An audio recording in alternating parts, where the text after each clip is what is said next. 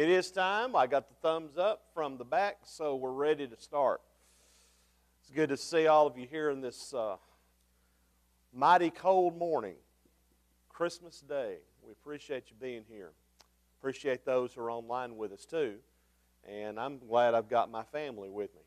So if you haven't met them, I hope you get to meet them this morning. And Jonathan's going to be leading singing for our worship. And then Will is going to be preaching tonight. So we are looking forward to that, and hopefully you will too.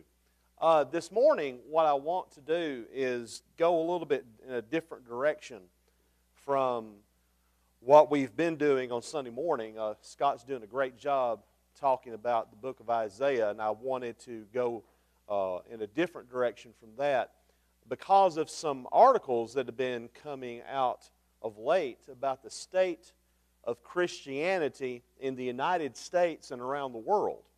There's been a lot of statistics that have been released over the last several years noting the decline of those that adhere or actually profess Christianity in the United States and globally. And there's been a lot of studies done over why that's the case. And there's been one study that has been released within the last month, which is eye-opening. Pew Research Center is a place that does a lot of studies and statistics and polls about Christianity. And they estimate that by 2070, Christians will be a minority in the United States if current trends continue. Now, we've seen that kind of statistic before. But what really jumps out at me is the fact that there are those that are leaving organized religion, not necessarily leaving their faith, but leaving organized religion in mass numbers. And that seems to have been taking place especially since the year 2000. There's an increase in non-religious adults. And by 2021, 42% of young adults, compared with 29% of all adults, had no religious affiliation. They are also called the nones, or N-O-N-E-S, nones. In other words, they have no religious affiliation at all. The percentage of adults under 30 years old that claim to have no religion increased dramatically over the last 50 years, but not just young adults, across all age groups. Those numbers have been on the increase, where people say, I'm just nothing religiously. They don't have any profession. And so there's a lot of reasons for that. There's a trend that's been taking place in this country, as it has been overseas before us, towards secularism, if I can get it out. Atheism, agnosticism have been on the rise in the United States really since the early 2000s. Now, prior to that, in Europe, atheism, agnosticism, secularism had already been the case. And there had been some people that study such trends that said by the 1990s that if secularism had not yet happened in this country, that it never would. That seemed to be the consensus until 2000. And that's when the numbers started taking off. That is, those that were leaving religion and professing atheism and agnosticism. In 2018, for example, millennials represented the largest share of non-religious adults. 35% of non-religious adults were millennials. And that is a trend, as I mentioned, that has taken place across all age groups. But the question that needs to be asked is, why now? Why now is this happening? Where people thought that it should have already been taking place before because of what was going on in Europe. And the study that I have looked at that just was released in the last couple of days gives three basic reasons. And I think it's a very intriguing conclusion they draw. First, the Cold War. Second, 9/11. and third, the internet. Those three reasons. Now, the Cold War was about, in the United States, very much a Christian America versus godless communism, whereas in Europe, they didn't look at it that way. In Europe, it was okay to explore secularism, whereas in America, during the Cold War, questioning faith or going so far as to proclaim to be an atheist or agnostic was not socially acceptable. Now, this is during the height of the Cold War.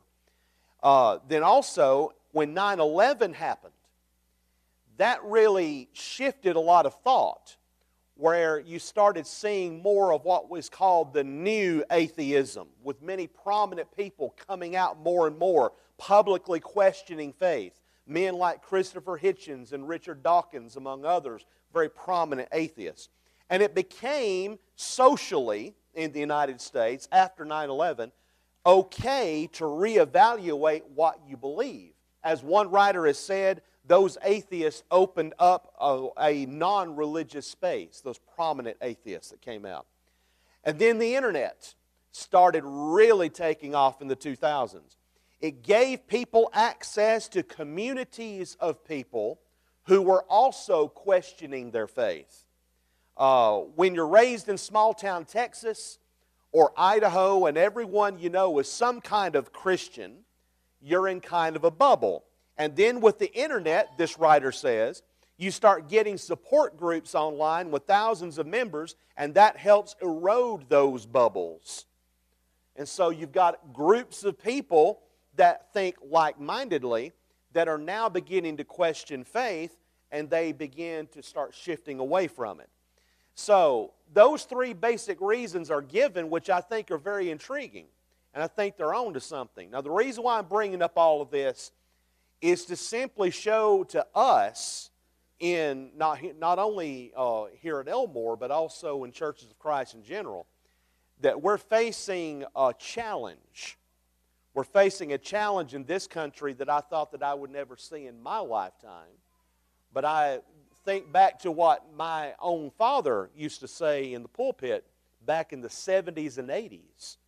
He said that there was coming a day, he foretold this, there was coming a day in this country where there would be missionaries coming from overseas to try to evangelize here in the United States. And I think we're a lot closer to that day now than we ever have been before. So what I'm saying is we have a challenge. We have a challenge in this country to be able to reach out not just to people who believe in God, not just to people who are used to going to church, not just to people who are used to being members of churches, but people who have no religious background. And that's beginning to be increasingly the case even in a state like Alabama, the very buckle of the Bible Belt, as I would put it. Now, what I want to do is I want to throw it open to the floor, and I want your input to what you think we can do to help try to alleviate this in our own area, that is our own sphere of influence, but also in general in the church. What do you think are the ways that we can counteract this? I think we're doing both. Go ahead. I think we're doing that already with our youth thing on Wednesday. I mean, we're bringing 50-something students, young people, plus a lot of our members that don't come on Wednesday night. So that brings it up to close to 70. And so what I was looking at is that if we have in a small community like Hope, and we are I think we baptized around 15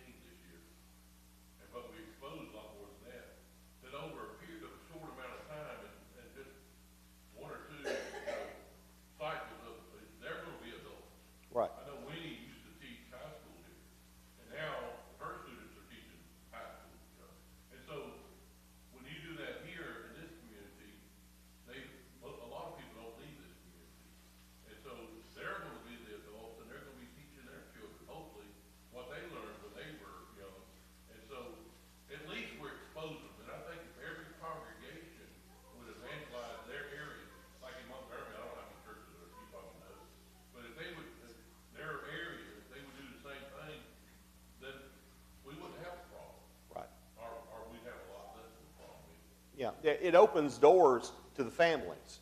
Because the kids are showing interest and being baptized, as has been the case over the last year.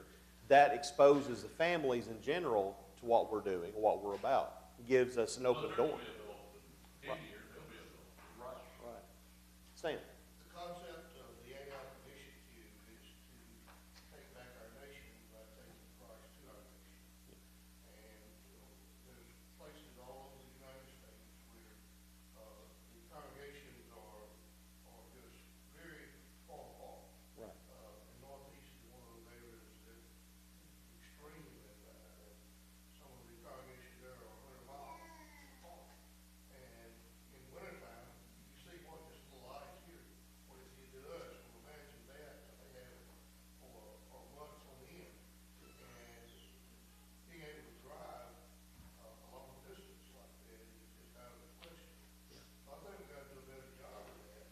And in some cases, it may be by taking into their homes Yeah. the church and the teachings of the church and allow them to worship in their homes when they where they can't get out, and of course encourage them to attend the services of other congregations whenever the opportunity arises. Antioch Initiative is something I think that needs to be replicated in a lot of other congregations, and what we're doing is a tremendous thing, and we need to really promote that even more among brethren that need to do it themselves. Yes, sir. I believe that we're going to have to begin with ourselves in the church today. Right. There is a great difference today in the attitude toward worshiping God, that type of thing. All of my life, Christmas Day has at times come on Sunday. But we've never had a problem with that.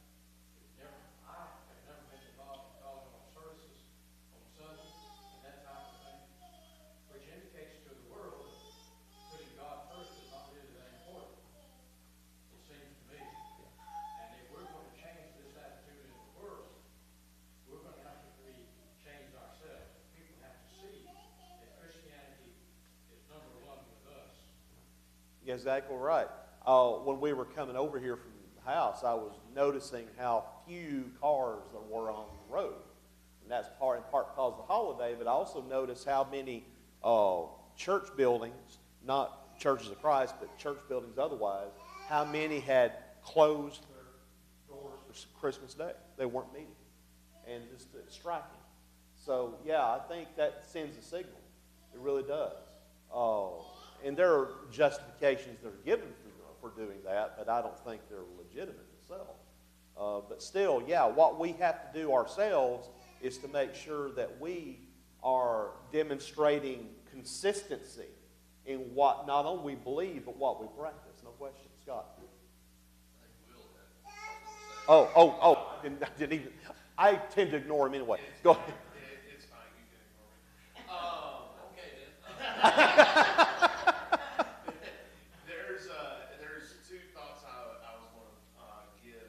One is connecting back to the young people and the youth group. Youth group stuff is that, for years when Jonathan and I were growing up, and Sarah, we were all growing up in this, and we would always hear, and I've always heard it said, that the young people, the youth group,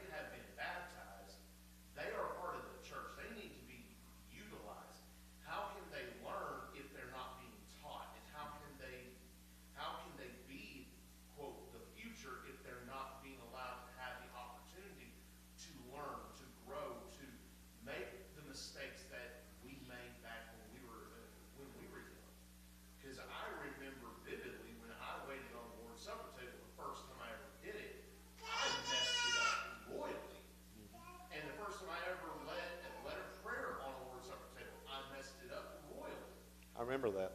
And I almost said the prayer for the cup for the bread. So, but you have to make those mistakes, Right.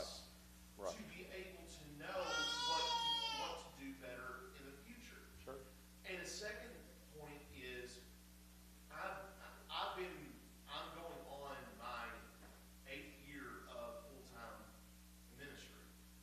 And I have realized very quickly that one of the big obstacles, especially in just looking at the state of religion in general, but especially within the church right now, within the churches of Christ, is there has been such a lack of just being together.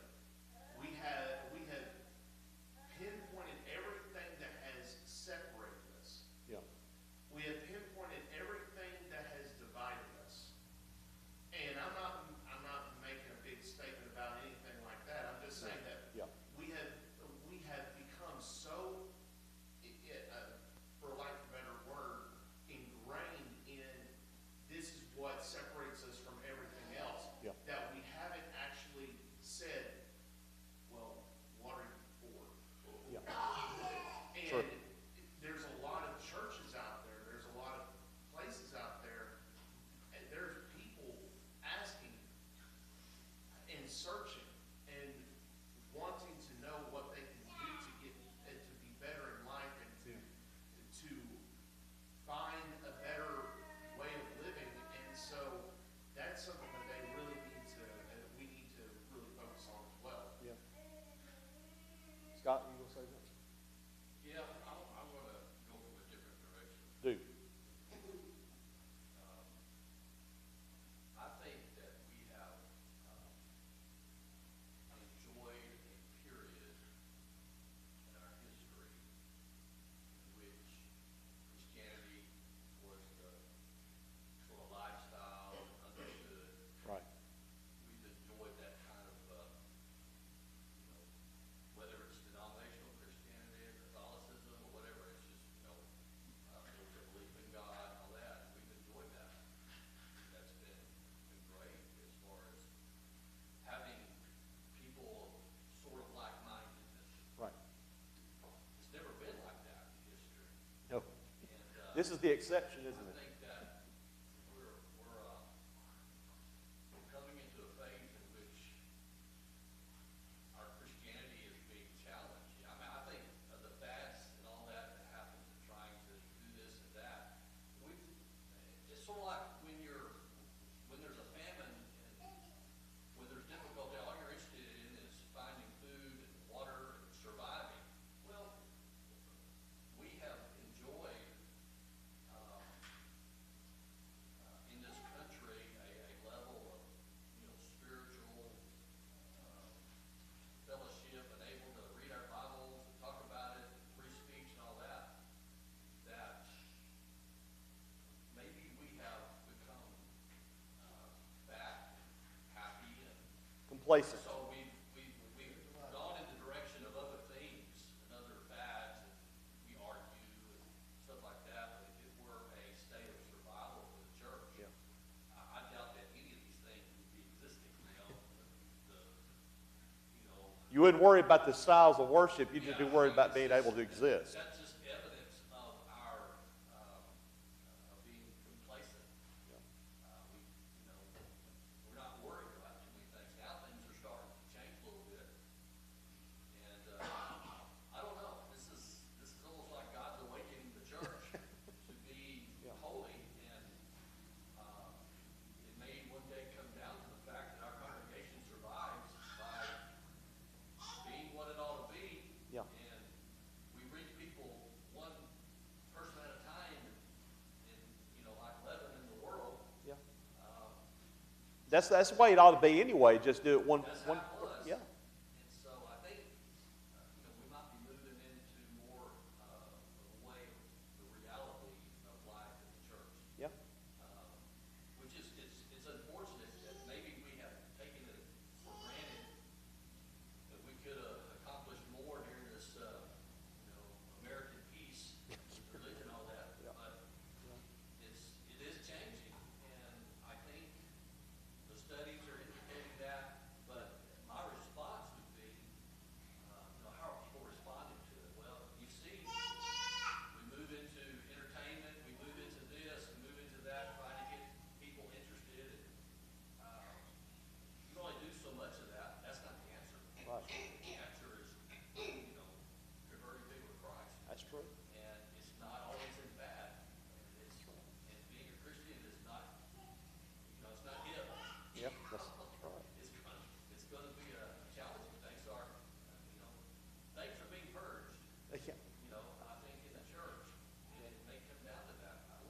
Marshall, you want to say something?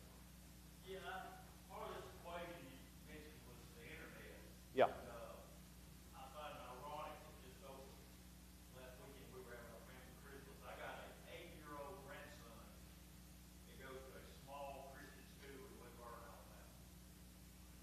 And there's just a few in that class. He's the only one left that doesn't, the parent has not bought him a tablet with full internet on it. All them 8-year-old kids have got tablets with full internet service on it. And that's very dangerous to put that in the hands of an 18-year-old boy. I mean, 8-year-old boy, or 18-year-old even. But I mean, so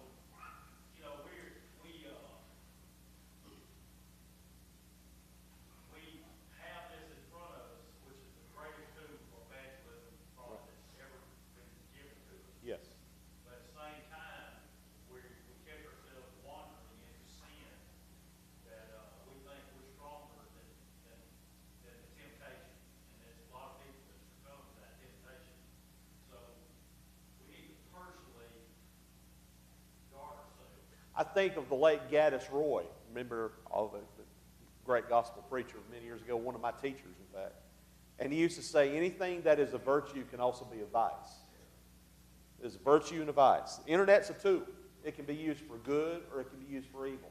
And what you use it for, your intent is a lot of it. But you're right, it's a great opportunity, but it can also be a great bane.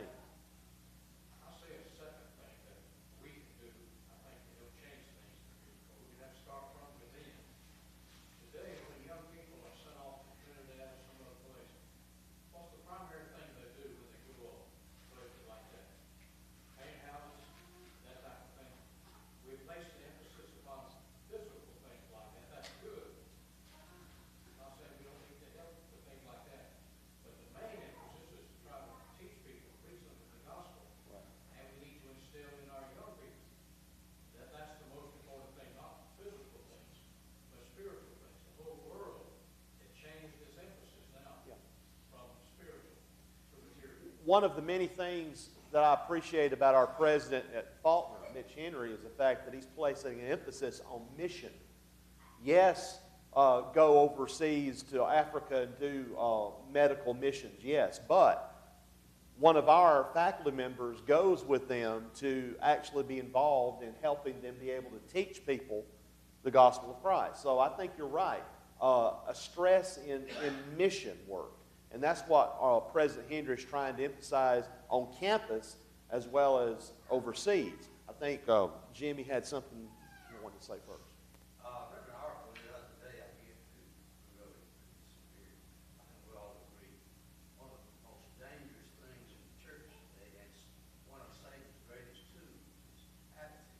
Yes. You get people where everything's fine, everything's going great, have a good job, make good money, I've got all these niceties. It takes our focus away from the enemy. The old saying is, a common enemy has strange bedfellows. We have lost sight of, we have an enemy, and he's very active and very alive. When we lose sight of the fact, we should be centering on him and defeating Satan. And he uses these niceties to pull our attention away from himself. He's really the enemy. When we lose sight of that, we're really bad. Two things I think of when what you just mentioned. You know, there's the tale of one preacher that said, I believe two greatest enemies of the church are two greatest dangers in the church are apathy and indifference. What do you think? I don't know. I don't care. And the second thing is from the old cartoon strip Pogo. Remember Pogo? And he said, we have met the enemy and he is us. Sometimes I think that's the case. We can be our own enemy.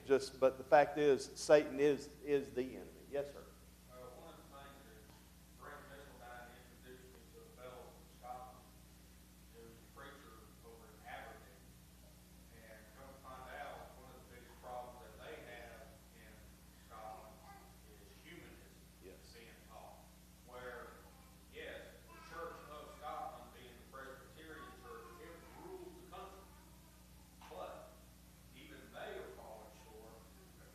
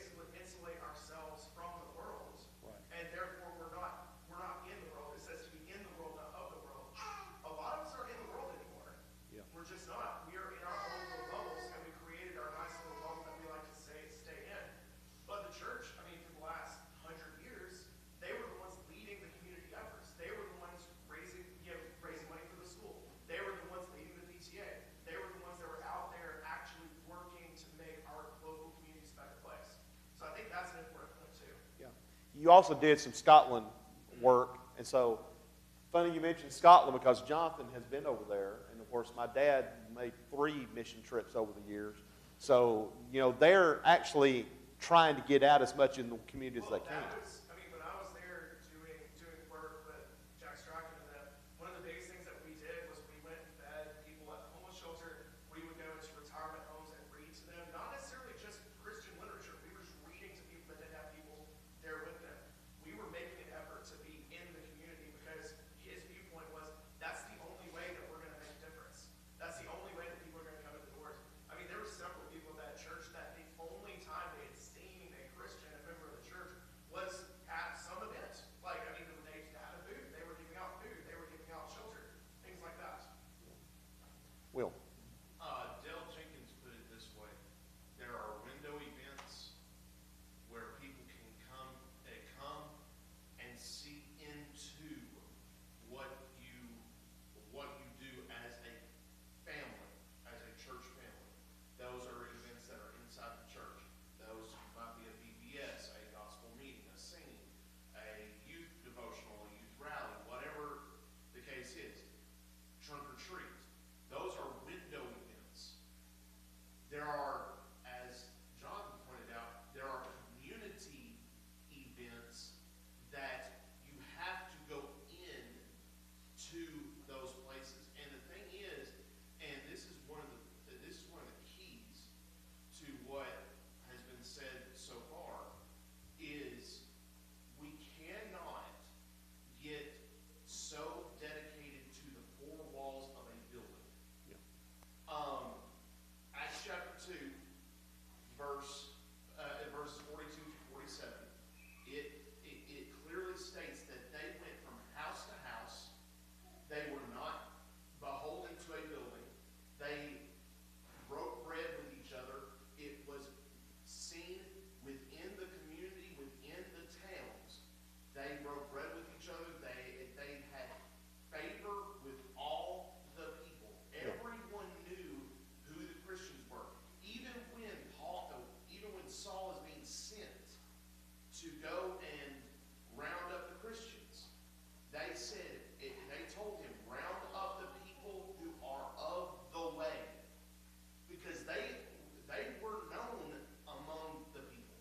So we have to understand that yes, there are going to be people who are not going to like that we are doing that if we haven't ever done it before. But there are going to be people who are going to be watching and, like I said earlier, have been searching for years, have been waiting to see someone give them a sense of family.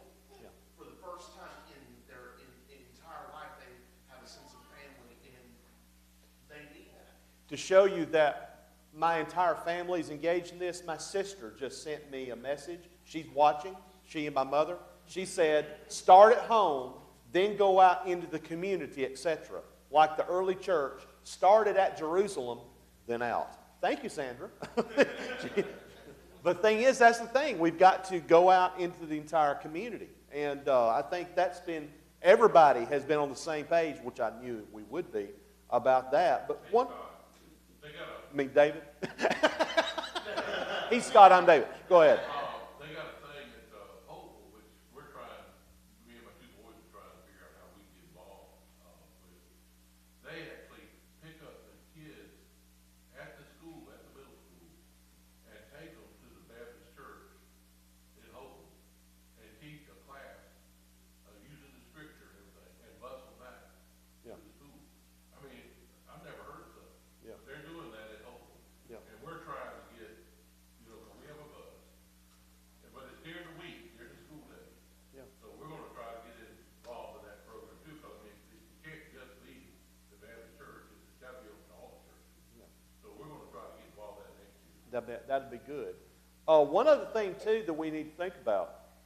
This article that I referred to at the first said, as people's opinions in the United States changed on women's roles in society, abortion, and same-sex marriage, it was absolutely difficult for the churches to deal with. They thought, churches did, it meant alienating large segments of people who didn't agree with the church's stance on issues. I'm talking about Christendom.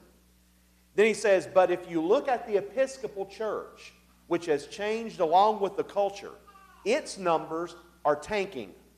Churches shifting with the times don't seem to fill the pews. In other words, if you water down what you teach, it's not going to draw people in.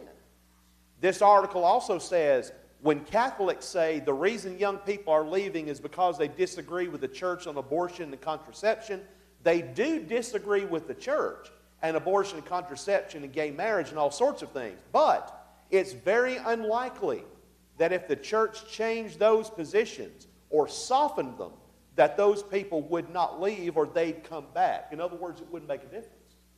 So I think that was a very interesting take from that article, that it's not necessarily a solution, as some have suggested, to just sort of back off of what you teach, back off of what you stand for, because that's not getting to the reason why people are shifting away from organized religion.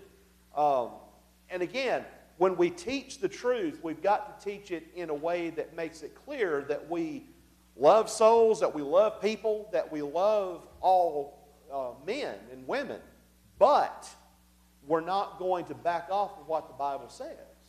And we're going to do it in a way that demonstrates that our love for God supersedes everything else.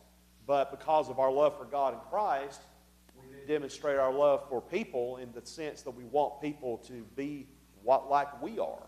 In other words, a relationship with Christ, a relationship with God that's based on the Scripture. So I think this article really hits a lot of notes that are in sync with what we've all been saying this morning here. I think all of us would agree with some of the conclusions, at least. There's a few minor things that I didn't bring out to the article that I don't necessarily agree with, but, you know, that's neither here nor there as far as the big picture is concerned, because we've got to be aware of where we are in society, or where the society is, and we've got to be aware of what our abilities are and what we can do. You know, I'm only one person, but I can do what I can, and if there's more people doing what they can, and we're all united on the same page, we can get a lot accomplished. And, of course, as I've seen since we've been here, this congregation does a lot. And, you know, keep on doing it. And we are keeping on doing it. Yes, sir. As James said, we're doers of the word, not hearers only. So often it's easy for us to come in and talk about these things. That's right. And have a knowledge of them. Well, if we have a knowledge of them and we don't follow through with that knowledge, what does it really work? Right. So we really need to think about that. And it starts with the individual. Yeah. There's no doubt. It starts with that individual. As the individual grows, so does the church grows. Right. We've got to start with ourselves. And the family. And the family. Right. Ourselves, our families, and then that radiates outward to the entire congregation, and everybody gets moving in the same direction. Yeah. Jim Carr, who's an elder at College Church of Christ in Searcy, Arkansas, he served as a committee member for the United States Committee on International Religious Freedom, called USERF. And he served on that committee. He was the first member of the Churches of Christ to have ever served on that committee, and that committee was formed under Bill Clinton in 1998. It has been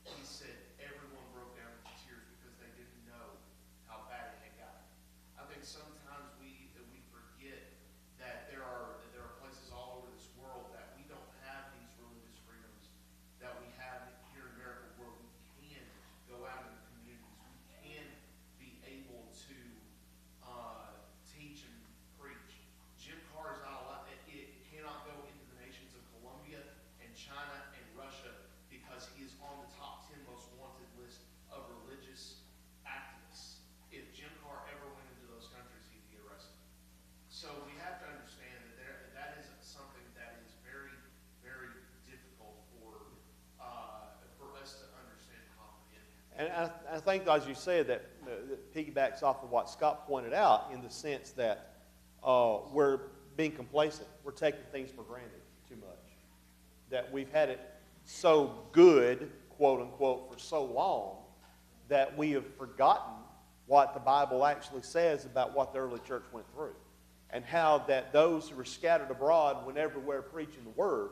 The greatest church growth that was ever seen in the world was during the first century, where the church was being persecuted.